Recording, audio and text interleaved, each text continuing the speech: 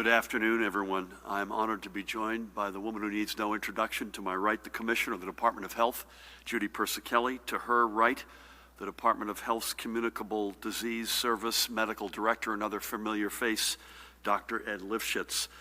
State Police Superintendent Colonel Pat Callahan is not with us today, as he is with his wife, Linda, who, by the way, let's remind everyone, is a nurse, Judy, who is recovering from cancer surgery. I am happy to report that she is doing well, and we all wish her a speedy recovery. She is a real gem, as is Pat, and I look forward to having Pat by our side again when we see you again on Friday. And I will take this opportunity, if I may, to once again call on the State Senate to confirm Pat as the Superintendent of the New Jersey State Police. Pat has spent his entire career serving the people of New Jersey, and whose work throughout this pandemic has literally saved the lives of countless New Jerseyans. He is more than deserving of a hearing and a confirmation vote. Now, we have a lot of ground to cover, and I would just ask you, with your questions, please be as economical as possible. Yesterday, I just want to say, and I'm not talking about who won or who lost, but I'm talking about our early sense of the elections yesterday. A hybrid model, as you all know, a big dose of vote by mail and some dose of in-person voting. And I'm not suggesting that in every single case it was perfect, but overwhelmingly, we believe early returns anecdotally are that it worked very, very well. I could save a question, which is when do we make the decision on what November is going to look like? Just we're not there yet. But whatever decision we make on November, we'll make it sufficiently early enough so that not only can we learn from any kinks we may have had in the system, but we can give folks as long a runway as possible. I want to give a particular shout out to our Secretary of State, Tahisha Way, to her and her team. I think they did an extraordinary job. I also want to give a shout out to General Jamal Beal, and I was honored to pin his second star on him this morning. And that is because quite quietly in civilian clothes, just to be there as surge manpower capacity. I'm not sure we actually ever spoke about it at one of our press conferences, Judy, but the National Guard was around the state to be there, just again in civilian clothes, to be there in case we needed help at the polling places. So I also want to give General Beal a shout out, and again, Tahisha Way and her team did an extraordinary job. I want to say before I go on that I'm honored as well to have Jared Maples, the Director of the Office of Homeland Security and Preparedness, with us today. So with that, today I am signing an executive order requiring the wearing of face coverings by everyone when they are in outdoor public spaces and social distancing is not practicable. This is absolutely vital when individuals find themselves in a crowded situation, such as when walking down a packed boardwalk or in a line that is not properly spaced apart. The only exceptions for this requirement will be, and Judy will correct the record if I don't get this right, individuals who are clearly eating and drinking at an outdoor dining establishment. Secondly, those for whom wearing a face covering endangers their health or safety. And thirdly, children under the age of 2 years old. I am proud that we were the first state to require face coverings in indoor businesses as we gradually reopen them. Given what we know about the behavior of this virus indoors, that was the right call from the get-go, and it has saved lives. And today's order reiterates our existing policy by requiring masks in indoor spaces accessible by the public, again with exceptions for those with medical conditions and those kids under 2 years old. Requiring masks outdoors is a step, frankly, that I had hoped we would not have to take. And by and large, New Jerseyans, by the millions, have been outstanding in their compliance when masking up to go outside, as it was our strong recommendation. But unfortunately, we have been seeing a backslide in compliance as the weather has gotten warmer, and not surprisingly, as a result, our rate of transmission has similarly crept up. Wearing a face covering, I remind you, is not about politics. It's about quite simply being sick or being healthy. It's about life and death. It's about showing others that you care about their health, especially if you've not been tested and you don't know if you're an asymptomatic carrier of the coronavirus. It's about showing your community what side you're on. in the fight against COVID-19. Trust me, this virus doesn't care what political party you belong to. It doesn't care what you may or may not think about masking up. It doesn't care about you or your family. It frankly just wants to kill you and move on to the next victim. If it does care, however, if you wear a mask. Period. Full stop. Remember, folks, there's no vaccine. There's no proven therapeutic. There's no cure. There's social distancing, covering your face, washing your hands with soap and water. If you don't feel well, staying away from everybody. That's it. That's all that we've got to rely on. As I said, I am gratified. We've said this, I think, every single day. I'm gratified, Judy, Ed, the rest of us are hugely gratified by the tremendous numbers of New Jerseyans who have been doing the right thing, who have been masking up, and who have been tremendous role models, not just for your neighbors, but for the out-of-staters coming to visit us. But with all that's going on around the nation, we have to continue to be an example of how a state rallies together to beat back COVID-19. So please, please, please, mask up. Cover up before you step out. Show your community that you care about them. Remember, it's common sense for the common good. It's an homage to your family, your friends, your neighbors, your community. It's a statement that you care not just selfishly about yourself, but you're making a step and a signal that you're giving that you care about them. So we're also making a change that will allow for more restaurants to offer outdoor dining. After close consultation with Judy and the health team, we will be explicitly allowing areas with fixed roofs that have two open sides comprising at least 50% of the total wall space to be considered outdoors in light of their airflow. Again, two open sides with at least 50% of the wall space. If you can open that up, that's going to be considered outdoor dining. I'm pleased that many of our peer states are now following our lead in pushing back the resumption of indoor dining. We have made many very difficult decisions based on the metrics and public health guidelines, and this certainly was one of the most difficult, obviously, and in particular for our restaurant community. I have nothing but sympathy for the business and employees impacted, but we're just not ready to open up indoor dining. But again, we must put public health over politics, and as numerous states and frankly counties and cities nationwide follow our lead, we know it's the right call. Next, I know that yesterday was a challenging first day back for everyone at the Motor Vehicle Commission. By the way, it sounds like day number 2 is not much less challenging either. And I completely understand the frustration felt by every customer forced to wait on long lines as we reopen and deal with the months and months of backlog due to the closures caused by the pandemic. What many experienced yesterday, and it feels like perhaps again today, and my guess is this is going to go on for a bit, was not up to their expectations or ours, and we will do better. If you're not happy, I would just want to tell you something. You're upset about this, so am I. And frankly, so is Chief Administrator Sue Fulton. She recognizes this as well and is committed to meeting the needs of our residents and motorists. We are going to work harder and work better to deliver a better experience. So, to ensure that the MVC does not go understaffed, I am exempting MVC personnel from any work furloughs. We need to have literally every hand on deck every day serving the public. Additionally, MVC will remain open on Mondays throughout July, and this is a reversal from prior plans. Agencies will be closed this Saturday, but beginning on Monday, will be open 6 days a week. In the meantime, and this is really important, folks, in the meantime, before you make the trip to an agency, visit NJMVC.gov. Again, NJMVC.gov. If your transaction can be completed through MVC's online services, use it. You can skip the line and skip the trip. The lines we saw yesterday were not to be unexpected. After a 3-month layoff, we knew that countless New Jerseyans needed to get their new licenses, to register new vehicles, or renew their paperwork.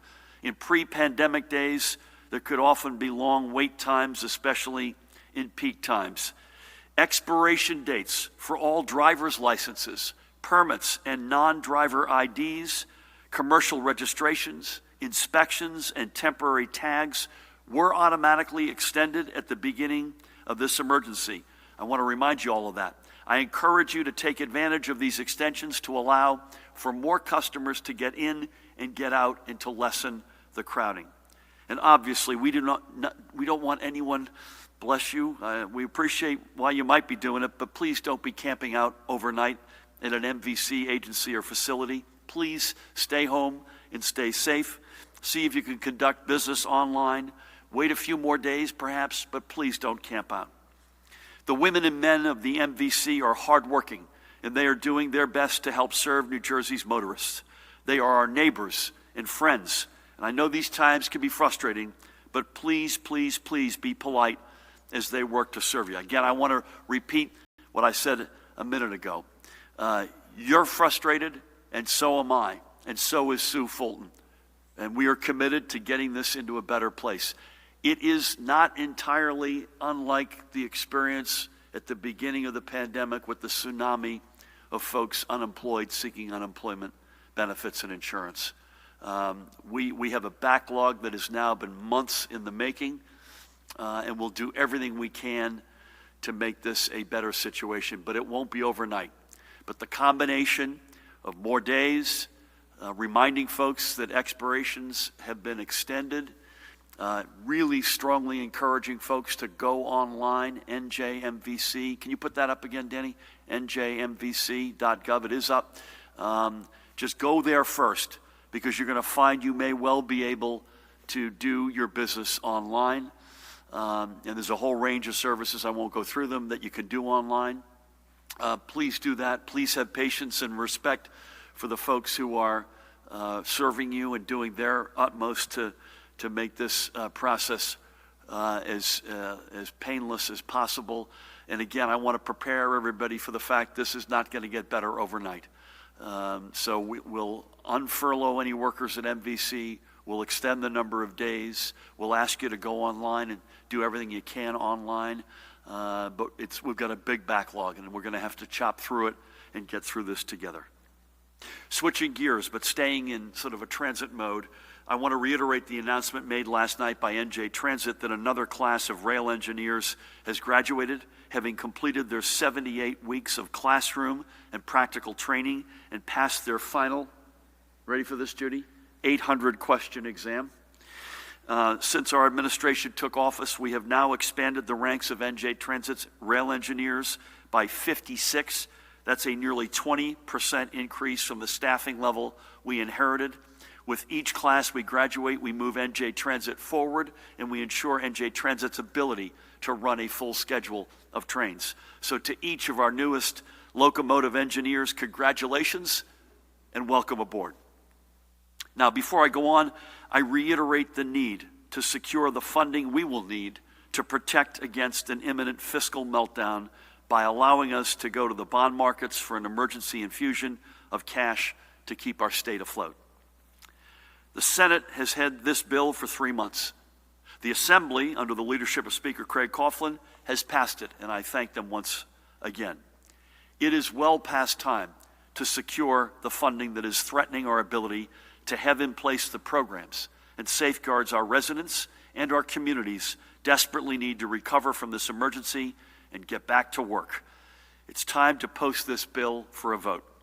September is coming quickly, and if there's no action soon, and I mean in a matter of days, we will miss our opportunity.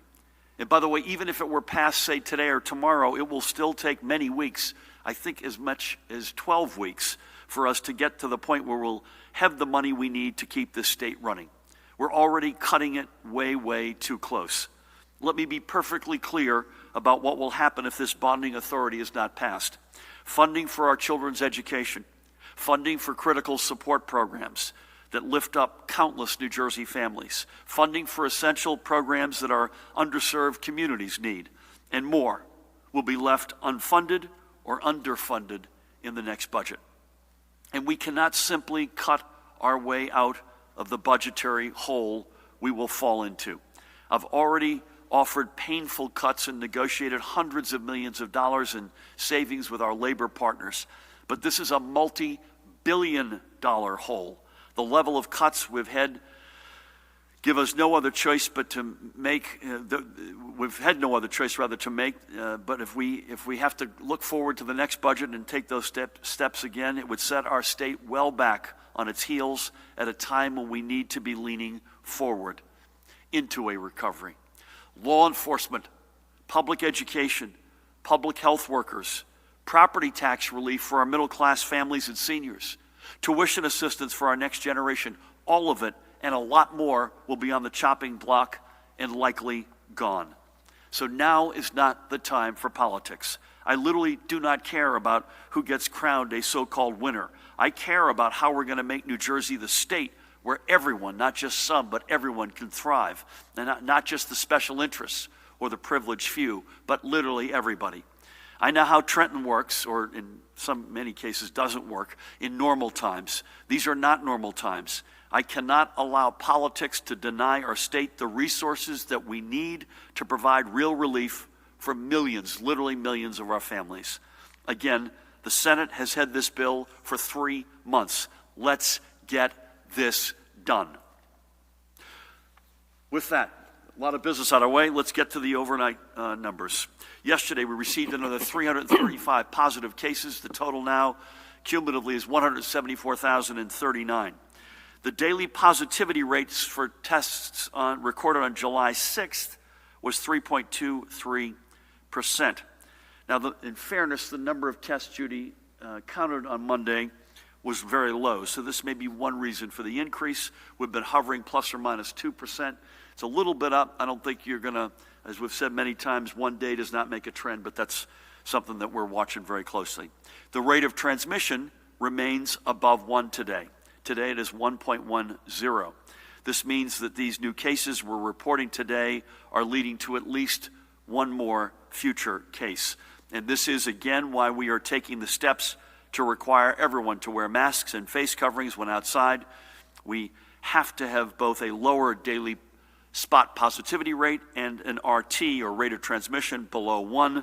This is not an either or, by the way. It is and both. It's the only way that we can meaningfully slow the rate of spread of COVID-19 to save lives and not see our progress backslide. And by the way, some of this increase, Judy, in the rate of transmission, and Ed, we expected as we reopened the state, right? So we knew that we would be going from stay at home to actually the ability to be hopefully socially distanced, but back participating in society, in the economy together.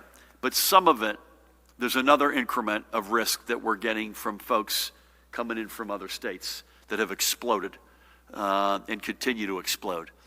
And so we need everybody to continue to do the right thing, and that includes anybody who's coming in from another state that is a hot spot. We now have 19 of them on our list. You got to self-quarantine, and you got to get tested. We've had a couple of flare-ups. The system has, for the most part, based on what we know, and Judy will get into this in more detail, I'm sure, and Ed, the system so far, so good, has worked spotting some of these flare-ups related to out-of-state travel, as well as some knucklehead behavior in-state. We've got to ask everybody. Personal responsibility, to me, are the two words. That's wearing the face covering. It's social distancing. It's doing the right thing if you're coming into Jersey, coming back to Jersey, or coming into Jersey from a hotspot state. Self-quarantine, 14 days, get tested. Please continue to do the right things. Now, looking at our hospitals, the overall picture remains one of a healthcare system that is strong and resilient. As of last night's reporting, we had 935 residents were hospitalized for COVID-19. The number of patients in ICU was 175. Number of ventilators in use, 142. Here are how those daily numbers continue to feed overall trends. And again, this is not just since the peak, but over the last couple of weeks. And those are a lot of good numbers there. But as we measure ourselves against our peers, which we also show you most days, we see the need for continued vigilance. And they also speak to the need for us all to redouble our efforts on social distancing, especially in wearing face coverings that can further help slow the rate of transmission, and especially if you've not been tested, and it is possible that you might be an asymptomatic carrier of coronavirus. The point of our work isn't that we want our hospitals to be ready for more patients. The point of our work is to keep people out of the hospital entirely. So folks, again, personal responsibility, please do your part. Today we're reporting another, sadly, with the heaviest hearts, 53 confirmed COVID-19 deaths, and that is now a total of 13,476 confirmed losses of life from our extraordinary New Jersey family. The number of probable deaths has been increased, Ed, to 1,947. Judy, I'll tease this for Judy, and then Ed may want to weigh in as well. We haven't said this in a while, Judy, but we used to say it almost every day. This does not mean that 53 people died since noon yesterday from COVID-19. In fact, Judy's got the numbers from the hospitals, which are quite low. This is and we want to be as accurate and faithful in our data as humanly possible. These are the folks that we can confirm have died in this pandemic, the newly confirmed folks we've lost since we last gathered. It does not mean that these are the folks who have necessarily passed since midday, say yesterday. Some of these go back quite a bit, and so Judy and Ed can get into some of that in their remarks. So as we do every day, let's recall 3 more of the New Jerseyans we have lost. We'll begin by remembering Elia Nicolaides, a 30-year resident of Warren Township. Born and raised on the island of Cyprus, Elia was working at an international shipping agency in 1959. I was the ripe age of 2 at that point, when she met a visiting American lawyer named Mark Nicolaides at a cousin's party. The chance encounter was love at first sight, and Mark asked her to join him on his return to the States, and they were married only 1 month later. She started work at the Atlantic Bank in New York City, but would leave to raise her and Mark's 2 sons. The family moved across the Hudson River in 1966, first to Plainfield and 2 years later to Warren Township, to a home that was open always to friends and family, including the family whom she and Mark helped escape and save from the war in Cyprus in the 1970s. With her children grown, she returned to work outside the home, working another 14 years at First Atlantic Bank in South Plainfield before retiring in 1996. Now, Elia and Mark eventually came to call Palm Beach their home, but their Jersey roots remained strong. She leaves behind Mark, as well as her sons, JP, who is a dear friend of Tammy's and mine, and his husband, Red Bank councilman and Democratic chair in Red Bank, another dear friend, Ed Zipprich, and also her son, Christopher. She also leaves 3 granddaughters, Mary Kate Zipprich, Willow Nicolaides, and Nikita Nicolaides, as well as her sister-in-law, Andrula, and many nieces and nephews, and great-great nieces and nephews. Elia was 82 years old. May God bless her soul and memory and watch over her and her family.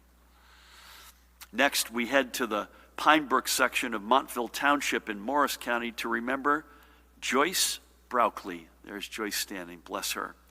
Born in Newark and raised in Caldwell, she called Pine Brook home for the majority of her life, even convincing her late husband, Helmuth, to move there from West Orange. Her family remembers her as a compassionate woman who did whatever she could to brighten someone's day, whether it be a note in a card or a home-cooked meal. She found her inspiration in her faith, and she was a longtime member of the Jacksonville Chapel in Lincoln Park. Joyce leaves behind her sons Kurt, Christopher, and Eric, and I had the great honor of speaking with Eric, who, by the way, he and his wife both had COVID-19 hard, and Eric literally just retired, I think within the past week, from the Montville Police Department. And also their families, which include grandchildren Tyler, Justin, Jonathan, Lindsay, Amanda, Christian, and Kate. She is also survived by her siblings, brother Richard and sisters Joan and Judy, and their families. I want to give Montville Mayor Frank Cooney a shout out for making sure that we knew all about the extraordinary life that Joyce lived. Joyce was 77 years old, and we know her memory is a comfort to her family and to all who knew her. God bless and watch over her. Finally, today we recall Vincent Buczynski, Jr. of Newton in Sussex County. He was just 70 years old. Vincent was an artist and an educator, a graduate of both Pratt University on Long Island and Montclair State right here in New Jersey. For 30 years, he taught and inspired thousands of students in his classrooms in Harrison High School and Sussex County Community College. And even in retirement, he didn't let up teaching art classes to Newton's seniors. An award-winning abstract artist, his vision was fueled by what he called the turbulence of life. Ain't that the case, huh? Vincent's work was displayed not just here at home, but also in galleries across Pennsylvania, California, and Massachusetts. Vincent is survived by his daughter, Bretlyn, with whom I had the great honor of speaking yesterday, and her husband, John, and their children, Bram and Rosalie, and by his son, Kyle. He also leaves behind his sister, Patricia, and numerous close cousins and friends. They'll all miss his silly humor, easygoing nature, and his love for family. And by the way, Judy, this happened. This is a tale that we've heard all too often. Vincent had open heart surgery in December, so that made him more vulnerable. And then he after the hospital, went into rehab, and that's where they think that he caught the virus. We thank Vincent for sharing his artistic passions and talents with us. God bless and watch over him and his family. Elia and Joyce and Vincent are three examples why we need to take this pandemic seriously and why we have to take every precaution to stop it. So when you put on your face covering, you are telling others that you do not want your family, or theirs, by the way, to have to know what it is like to lose a loved one to this virus. Not wearing a mask isn't a sign of strength. It's not a symbol of politics. Not wearing a mask is an act of selfishness, plain and simple. It's a sign that you think you're invincible, and the hell with everyone else. The time for selfishness ended back in March. Now, before I close, I want to give a couple of well-deserved shout-outs. First, I want to recognize another one of the small businesses committed to their community and to our recovery. This is HAYDAY Coffee in Atlantic City, owned and operated by entrepreneurs Evan Sanchez, with whom I spoke yesterday, and Zenith Shah. Both Evan and Zenith grew up right outside of AC, and both of them gave up careers in bigger cities to return to their roots to be part of Atlantic City's renewal through their company, Authentic City Partners.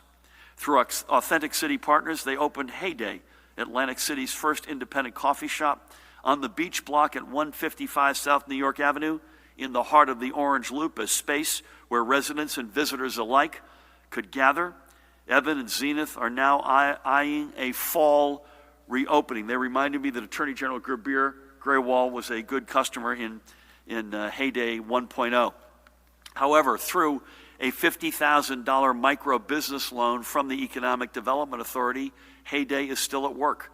The shop just hired a full-time manager, and Evan and Zenith are now looking to hire between 7 to 10 part-time and full-time employees, as well as purchasing new equipment to fuel HAYDAY's future.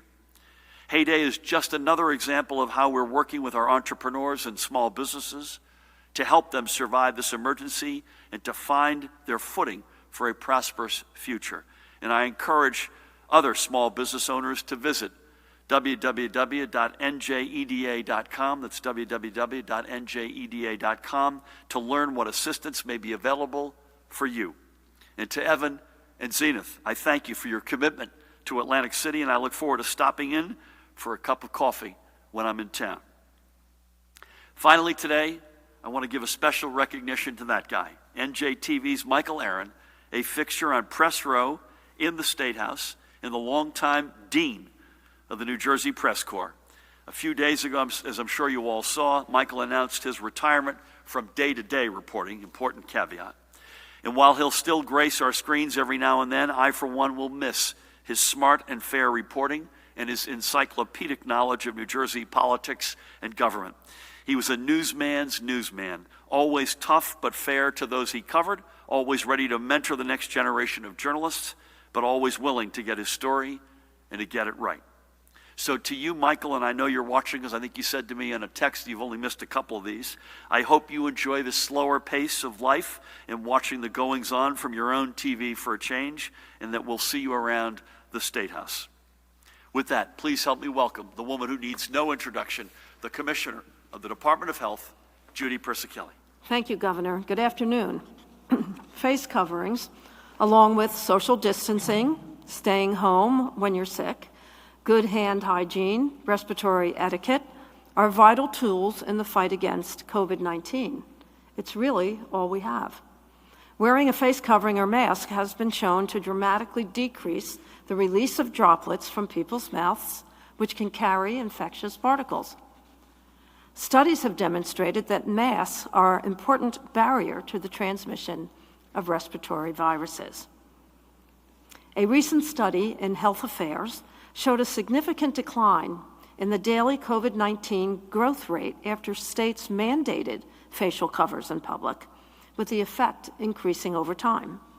The study projected that as many as 230,000 to as high as 450,000 cases may have been averted due to the face covering mandate. The International Journal of Nursing Studies suggests that community mask use by healthy people could be beneficial, particularly for COVID-19, where transmission may be by asymptomatic or pre-symptomatic individuals. And data included in the New England Journal of Medicine this spring examined the amount of droplets that were expelled when someone is speaking. It showed that hundreds of droplets, ranging from 20 to 500 micrometers, were generated when saying a simple phrase, but that nearly all of these droplets were blocked when the mouth was covered by a cloth.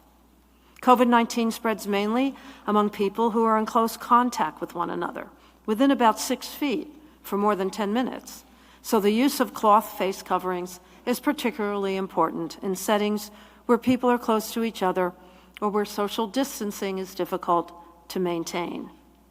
To help prevent transmitting disease, it is critical to wear the mask correctly, covering both the nose and mouth.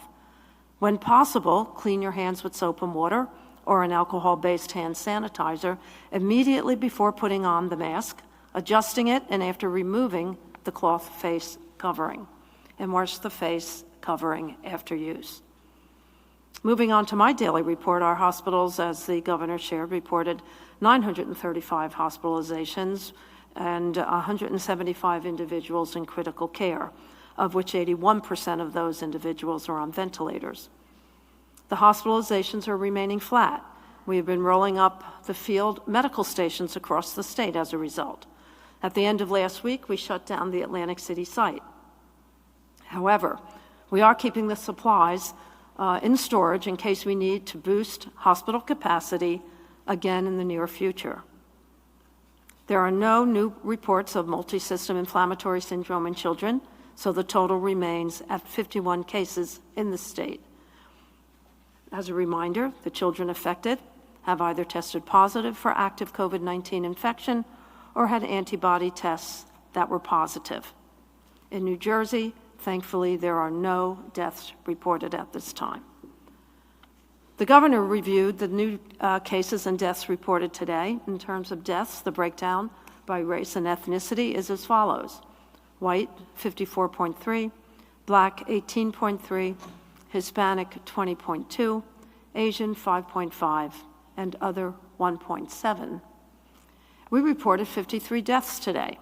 As a reminder, the deaths we are reporting are lab-confirmed and death certificate verified and include deaths as far back as March. At our peak, deaths in hospitals rose to over 400 daily. Today, over the past 24 hours, we are reporting 5 deaths from COVID-19. At the state veteran homes, the numbers remain the same as they do at our psychiatric hospitals. Overall, our positivity rate as of July 4th is 3.23%.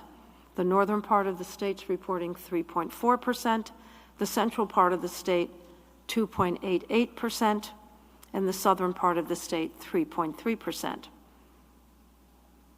Today's daily positivity is from July 4th. The total number of tests performed on that date was very low because of the holiday, which causes variation in the percent positivity. That concludes my report. Stay connected, stay safe, stay healthy, get tested, and wear a mask. Thank you. Judy, thank you, and thank you for everything, and most importantly, your leadership. But again, you and I haven't made that comment about the fatalities. Sadly, these lives are lost, so they're gone. That's the weightiest thing to say. But we hadn't said it in a while. That doesn't mean they were all gone since yesterday. I wonder if I could ask Ed a question. Someone who passed, as Judy said, perhaps in late March, and there's at least one of those on the list that we're announcing today. Can you give folks a sense as to why that could have taken so long? Because we want to get this, as you can imagine, we want to get this exactly right. Thank you. And I'll say a couple of things about that. As the governor has mentioned, the deaths that are reported every day are not the people who died every day. And actually, on our website, we have what we believe to be a better presentation of what's happening as far as deaths over time, where we show a curve which is very hard to see from there that looks like this. Number of deaths by illness onset date, which is a better understanding of when people are actually dying as opposed to when they're getting reported. And as mentioned, yes, back to March, it can actually take up to a year and a half before all death certificates are final, and that's why we won't give what we call these preliminary numbers, and we always say that they can change. Now, the further back in time, the less they're going to change, but it won't be until a year and a half after this that we're really going to be able to say for sure that these are the numbers that we're sticking by. And the reason for that is it's actually a fairly complicated process, which a death certificate goes through from the time that somebody dies. The initial physician signs off, that goes through a funeral home, it goes through a local registrar, it gets sent down to the Centers for Disease Control to standardize and look back at it. Sometimes those questions come back to the doctor, or there's a question about a death certificate as well. And while most death certificate information we get in a matter of weeks or months, some will lag because of that. Thank you for that. And I'm not, this is an awful topic because these are lost lives, and I'm certainly not patting ourselves on the back.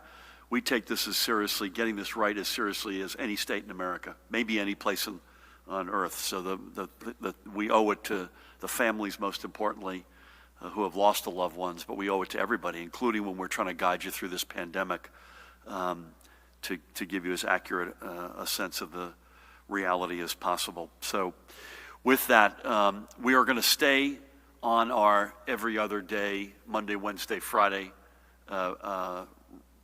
plan for the moment, although we reserve the right to reconsider that, which means Dan will be on Friday at 1 p.m. Next. So with that, Dustin, we're going to start with you, if that's okay. And again, folks, if you could be a little bit more economical, because there's a good crowd here today. Thank you. Good afternoon. As you can imagine, there's a lot of questions on the face masks. Does the outdoor order, is it going to apply to people on the beach, lifeguards, sports, while running or exercising, landscapers, construction workers, painters?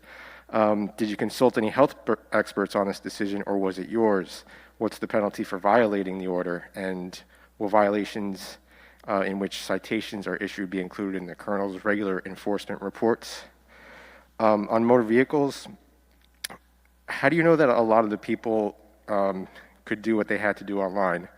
Would you say that the agency was unprepared for the pent-up demand? And if so, how is it caught so off guard after knowing for several months that this was going to happen? And if the rate of transmission is such an important metric, is there a reason why it hasn't been and isn't included on the state dashboard? Thanks. I've got no quick answer on the state's dashboard, but Judy or Ed can deal with that. The reality on motor vehicles in terms of our confidence that folks can do things online stems from the fact there's a lot of things you can do online, and a lot of them are typical. One of our colleagues yesterday renewed his license online. We know anecdotally that there were a lot of people online to get their license renewed. You don't need to do that in most cases. Listen, we knew we were going to have a tsunami. So I would caution to say I would not use the word unprepared, although I'm really frustrated by this, and I know Sue Fulton is. And if you're in that line and you're watching, or you're in it yesterday or today, I don't blame you for being frustrated. I'm also frustrated that we're living through a pandemic, and some of this stuff is just a reality.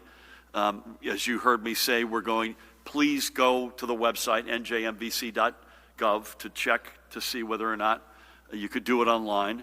We'll add another day. We will unfurlough any MVC workers, and we will do our level best to get our way through this. And again, I don't blame folks for being frustrated, but please bear with us. And this is probably realistically going to be with us for some number of weeks, would be my guess, based on the incomings. Part of the reason we hadn't gone to outdoor before is we had the rate of transmission down even below 0.7 at one point, and it's hard to enforce, admittedly. And I've said this many times, Judy has said it in these sessions, that we don't want to put something in place that we can't enforce. So indoor dining, we're enforcing. That gym that we've been telling you about, that's being enforced. This is admittedly going to be harder. And again, it's where social distancing is not practicable. That's the important caveat. So if you're in your bubble with your family, or you're sitting by yourself, or you're doing something on your own, that's not our focus. Our focus is gatherings with lack of social distancing, with folks who are in different bubbles and different families in different circumstances coming together, and you just cannot properly social distance. I use one example. You're in a line somewhere, and the line is not being properly distanced. You're not with your family. You got to be masked up. Matt, anything you want to say else on enforcement or what the penalties, or any more color there? I think most of Dustin's questions will be answered when the order is put out, but generally speaking, you mentioned the health, if you have a health condition or if you're under 2, as part of the health condition, if you're participating in strenuous activity like anaerobic or aerobic workout, that would be accepted. But I think once the order comes out today, it'll be much clearer. Yeah. And when do we think the order is out? Is that later today? Yeah. Okay, so we'll have that out later today. And Dustin, if you have something that comes out of that, come back to us or Dan or one of us. And by the way, we consulted a lot of health experts. Judy and I were on with the White House yesterday with Deborah Birx and Alex Azar, and face coverings was discussed. Obviously, we've got a great team in our own state. We've got our commission, our Restart Recovery Commission. By the way, we had a really good meeting with them yesterday. And there were some health experts on that, including Rich Besser, who ran the CDC. So that's a pretty good qualification right here in Jersey.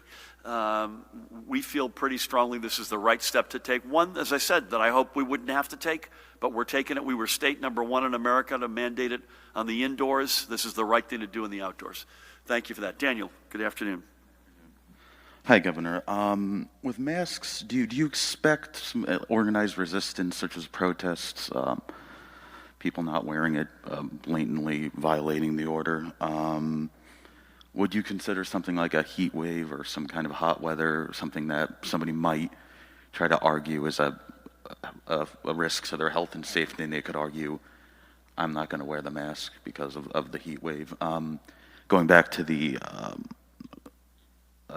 say, sort of organized resistance, how would you crack down on that if people are blatantly not wearing masks? Regarding dining, it seems like only restaurants with... Sorry, regarding? Regarding dining, the sort of indoor-outdoor situation, it seems like restaurants with a significant amount of square footage would be the only ones that have this option available. Wouldn't a lot of physically smaller restaurants be left out and essentially be the losers in this case? Do you expect restaurants would start, say, like breaking open certain walls or slapping together something to be able to I hadn't thought about that, but I Okay. suppose it's possible. some sort of last-minute I hope they seating give their arrangement. neighbors a heads up before they do it.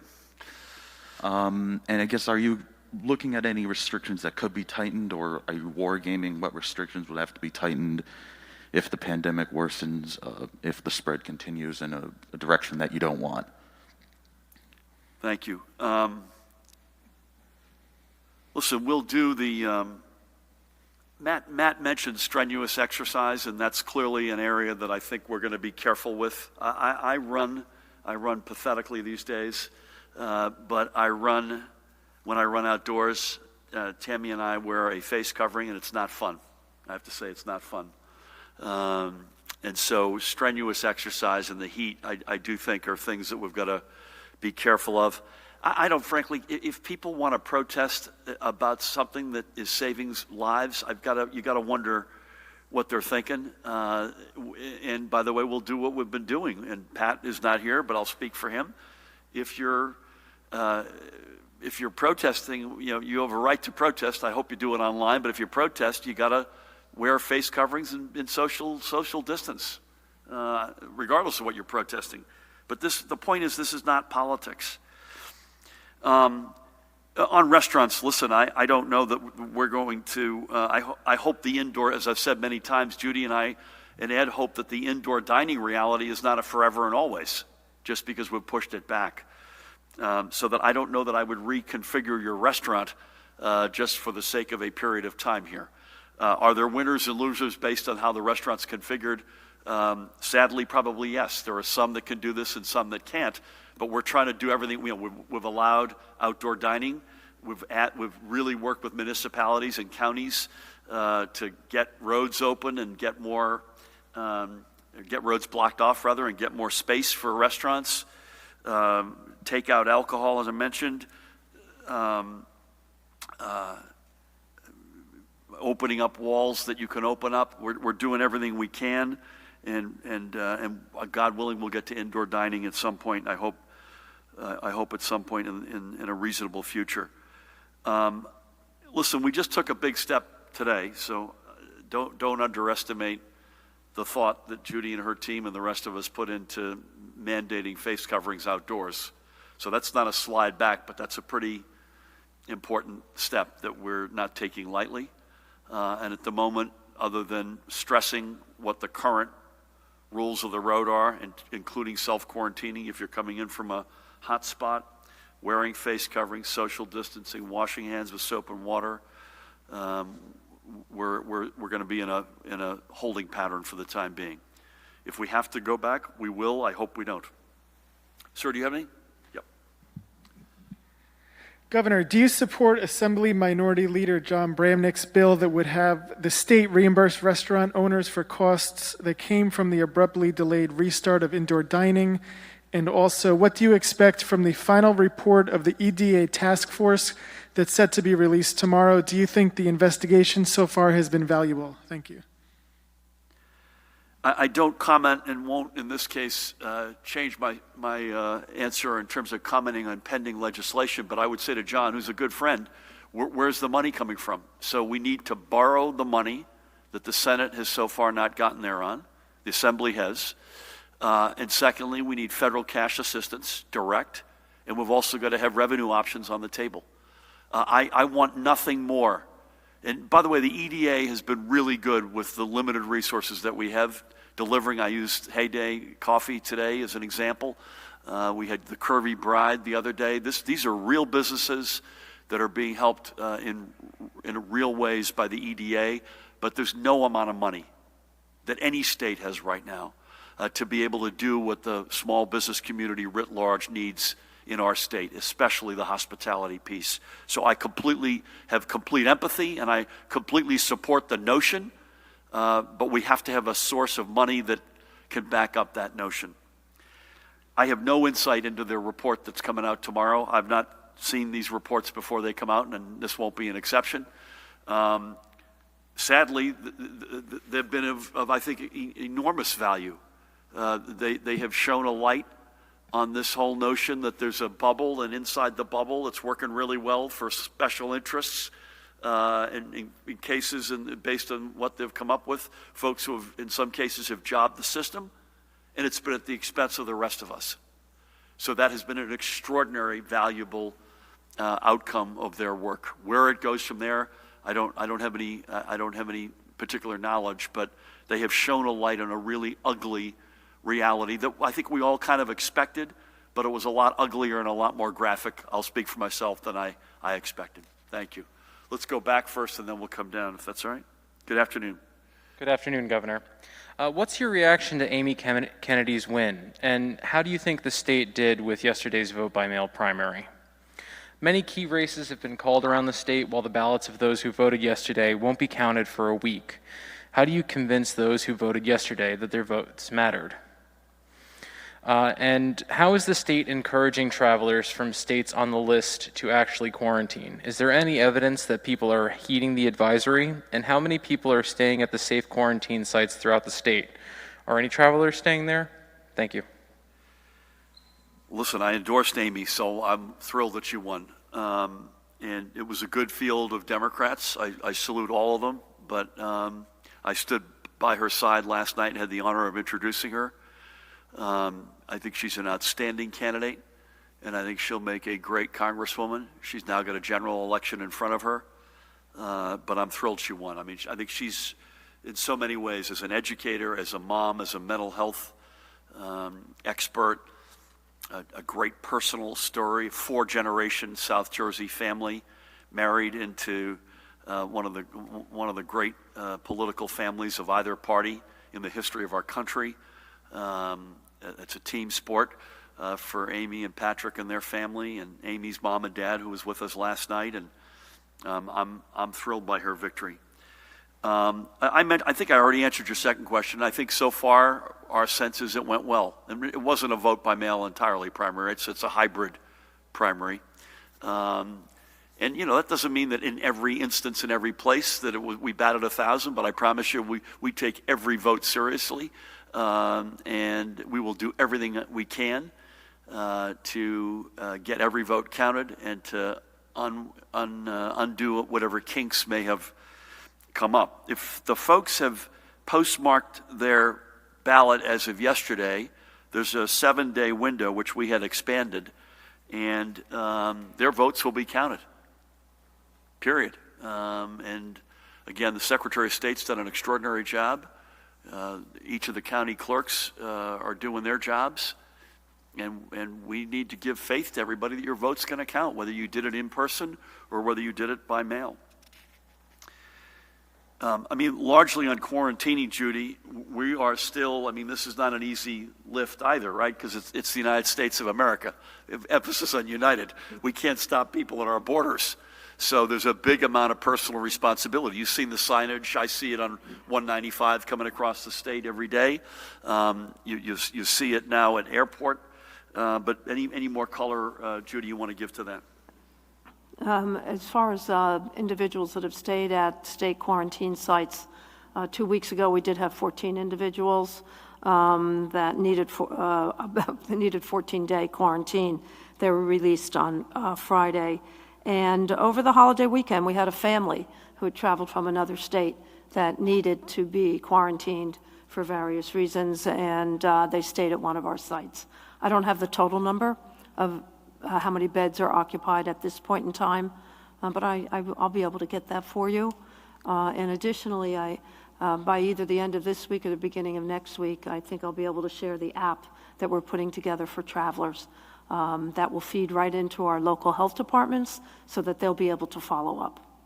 So just want to repeat, thank you for that. I want to repeat something that we've said the other day, maybe once or twice. Normally, we do a shakedown cruise on anything we're going to announce and make sure that we've worked as best we can. We don't always get it right completely, but we've worked out at many levels of details before we use the bully pulpit of this press conference to make an announcement. This one, Judy and I and our teams deliberately reversed that. We immediately seized the bully pulpit, remember, with Governor Cuomo and Governor Lamont, to begin the notion of personal responsibility, accepting the fact that we can't stop people at our borders. As I said that day, I never thought I'd say the words, if we could build a wall around us, I would, but we can't. And so we've deliberately reversed that, using our megaphone, the notion of personal responsibility, do the right thing, knowing that things like signage, paperwork, apps, etc., we're going to have to come online at a later point. Thank you. Dave, good afternoon. Hi, Governor. Just a point of clarification with regard to the outside mask wearing. If you're taking a walk in your neighborhood, I'm assuming, if you can social distance, you see somebody else coming, one person goes in the street, the other one stays on the sidewalk, that would be okay, I'm assuming, or maybe you can clarify I that. think you can assume that. I mean, Okay. I'll cut you off on that one and just say, listen, if you're not inside of a 6 or even, I'd be even more conservative, and it's not for a meaningful amount of time, like you're standing in line spaced next to each other, but you're out for a walk by yourself or with a family member, they're in your bubble, I think you're okay. Okay. Is that fair? With regard to the MVC, a lot of people were upset about the lack of communication from the MVC. So what do you think of the idea of maybe a manager going outside and either trying to let people know, listen, you got 700 people here, we can only deal with 200 today, Yep. Why don't you guys go home? There was also, I was at Baker's Basin, social distancing, mask wearing out the window because it was like a Yep. mob scene. So Yep. is there a way to try to encourage people, again, maybe an MVC person going outside and saying, folks, we need you to do X, Y, Z? I think the short answer, I don't normally do this to you, but I'll answer, the short answer is yes. There was some of that, but we need to do more of that. And again, I got to repeat, they're doing everything they can. This is a pent-up demand. That doesn't make you feel any less frustrated, folks. I get that. I'm frustrated too.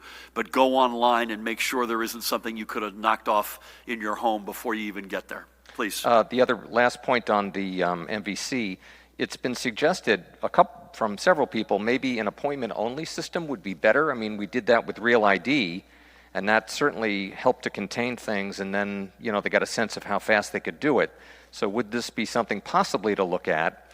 And then with regard to mask wearing in your office, if you are called back to work and people are in the office, is that recommended or mandated? Is it dependent on social distancing desks or cubicles? Thank you. I think the appointment only is a good idea, but they all pale, and I'll make sure I feed that back in. They all pale by the fact that we're going to add a day, unfurlough workers, and please go online, NJMVC.gov.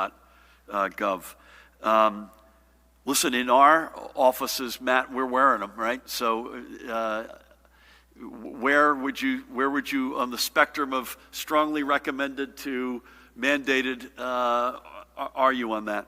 The order says each office would have to have a policy for when their employees are in frequent contact for masking. So there's some discretion there, but obviously the order is, given it's mandating masking more broadly, it's strongly encouraging masking, but a mandate for businesses specifically is a policy.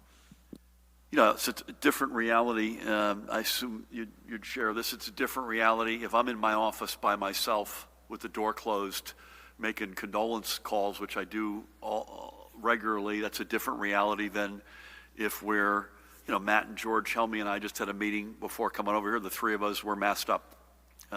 We were 6 feet apart, by the way, but we were still masked up. So, thank you. Let's go back and do a banana in here. So we'll start with you, sir. Good afternoon, Governor. Phil Andrews, New Jersey News Network. I have 3 quick questions. The president has threatened to deny federal aid to any state that doesn't make the effort to reopen schools and send their kids back. I know that Governor Cuomo said that he's not going to be bullied into doing that. I was just wondering where you stood on that. Next Saturday, of course, is the Haskell Stakes. You've got horses coming from outside the state. They're handlers, they're jockeys, they're trainers. I understand that they may need a waiver to avoid the quarantine situation. And with the Haskell still in mind, now that facility, the grandstand, seats 8,000 spectators, but overall they can get like 60,000 in there. You've limited it to 25%. Why is it 25% when it's basically an outdoor arena? Thank you. I thought you had 3. Is it just 2? You gave me 3? Okay. I gave you education, the waivers for the people coming out of state for the horse racing, and then why the limit on the number of people. I see. Okay. At Not necessarily specific to the Haskell. Listen, we've put out our plan to reopen schools with Dr. Repillette before he moved on. Did great work with Judy and her team. I don't see it necessarily as a bullying thing. We want to be back to school. We're giving districts a significant amount of latitude, but we're given some pretty specific parameters on the sorts of things we expect. We were on with the White House yesterday. Education was part of that discussion, but I thought it was a reasonable discussion. But we're going to do the right thing as it relates to health care. So if we think whatever step we're taking, if we think we're putting people's lives at risk, we're going to make sure we do everything we can to not do that.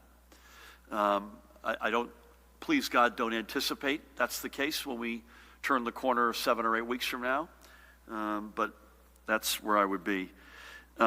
I thought you were going to ask me if we're going to make the horses quarantine, if they're coming in from out of state. They are waiting for waivers from you. I'm wondering what your thoughts are on that, and when will those waivers be signed? Yeah, I don't have any color on the waivers. Matt, do you have anything to add there? They're not waiting on waivers. The order, the FAQ put out by the Department of Health makes this very clear that business activity is exempted from the quarantine order, and that would cover people coming in for professional activity. So we're not aware of anyone making any requests for orders. And with respect to the capacity, it's not accurate to say 25%. There was an administrative order issued on July 2nd that lays out very clearly the various capacities for the horse racing facilities. We worked in collaboration with the tracks. It is broken down by their restaurant capacity. They have sports book capacities at the tracks. And then there's the capacity, the gathering limit with respect to the people in the actual grandstand. So I would just ask you to consult that order because that lays out very clearly the parameters, and the tracks operated last weekend under them. They're telling us... Hold on, sir. Go ahead. Yeah, I'm sorry. They're telling us that only 2,000 people are allowed in to watch this race when the capacity is that... That was negotiated directly with them, am I right? Yeah, pursuant to both health guidance and the realities of a horse track being a large facility over many, many acres in many instances. But we've worked directly with them, and the order is the order that was issued just last week, so I highly doubt it will change. If you hear on the waiting waivers, if you've got specific people, get to Dan right behind you or Matt, and we will disavow them of that because that's not the way the executive order is written. Thank you. Elise, good afternoon. Hi, good afternoon. You were drenched a few weeks ago dining outdoors. For the indoor restaurants that can open under your new open air guidelines, are you risking more anger from owners who now have to keep an eye on the weather and plan food buys and staffing around that? Thank you. I don't know is the answer. I mean, we're trying to give as much running room as possible to the restaurant community. And so it seemed to me that if you've got a fixed roof, it seems to us, Judy, forget me, but to you, if you've got a fixed roof and you could get at least 2 sides of that open and you get at least 50% of your wall space to be open door, we're trying everything we can to give more oxygen to the community, literally in this case and figuratively. And as was asked earlier, some folks don't have that ability, and we accept that. And it brings us no joy that they don't have that ability.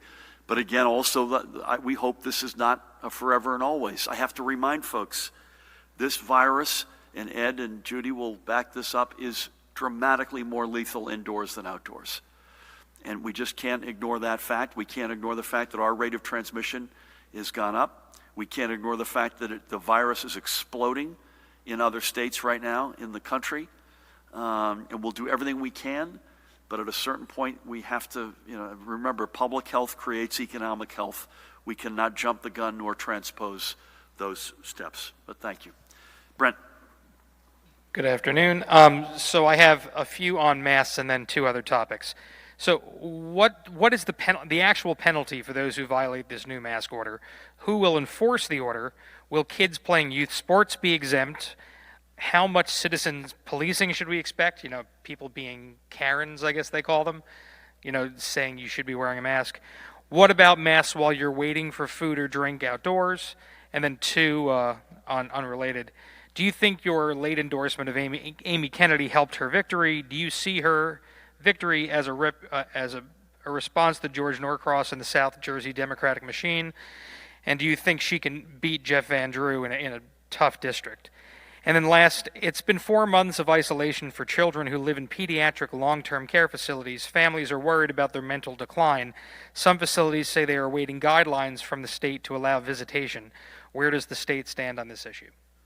I will ask Judy to address the last one, but that's one that we're painfully aware of and have enormous sympathy. I think on the masking, let's wait. I'm going to use Matt's answer from earlier. Let's to Dustin. Let's get the order actually out there. But it does not include kids playing sports. And again, I think we touched on that earlier. And I absolutely will say, if you're waiting in line for anything, food, drink, or anything, please have face covering on. And again, this is when you're outside and social distancing is not practicable. Amy Kennedy, I am thrilled she won. Again, I'll incorporate my earlier answer by reference. It has nothing whatsoever to do with any block of Democrats, South Jersey or otherwise. And can she beat Jeff Andrew? You betcha she can beat him. This is not a political gathering, but you betcha she can beat him. It's going to be a tough race. He's an incumbent, but he made a decision, and he's going to have to live with that. And I think she's a great candidate and will really represent folks on both sides of the aisle exceptionally well if she's elected as a congresswoman. And again, I'm a huge, huge fan. Judy, anything on pediatric long-term children?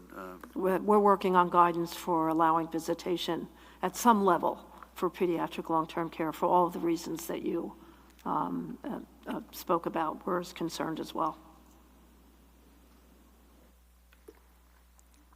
And again, we'll let the order come out on masking.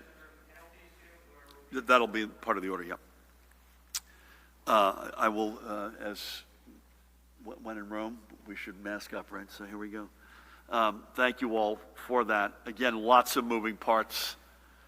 Bear with us on the order on outdoor face coverings. When in doubt, regardless of what the order says to the letter of the law, put on a face covering if you're going out. It's literally that simple.